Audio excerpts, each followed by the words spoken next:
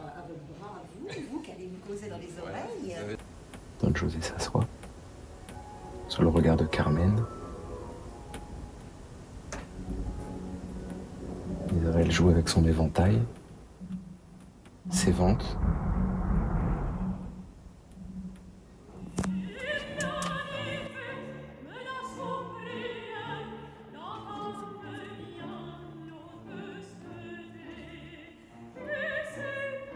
Donc je vais décrire au moment du spectacle tous les éléments visuels.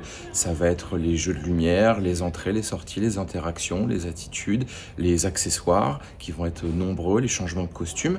Mais c'est pas que la description au moment du spectacle, c'est aussi tout ce qu'il y a autour et notamment l'accueil en amont. C'est la première fois que vous venez à un spectacle en audio-description Oui, de la tout à Philharmonie. fait, tout à fait. On a une compréhension de ce qui se passe sur scène à 80%, quoi, par rapport aux gens qui voient, je pense, c'est 100%.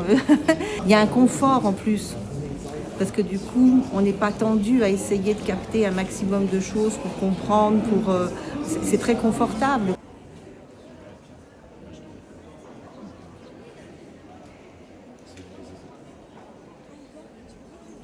Il lève les bras sur les coups de cymbales avant de sortir par la droite.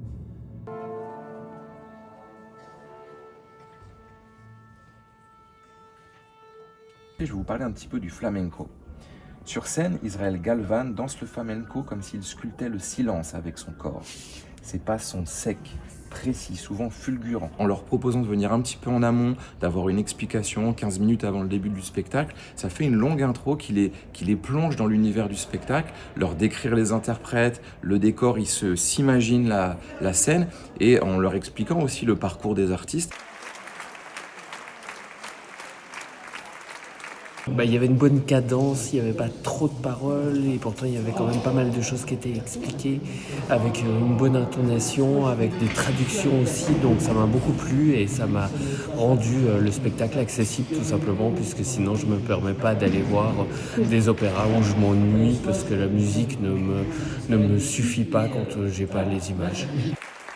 C'est primordial, sans audio-description, un tel spectacle, ça serait vraiment très difficile, pour ne pas dire impossible.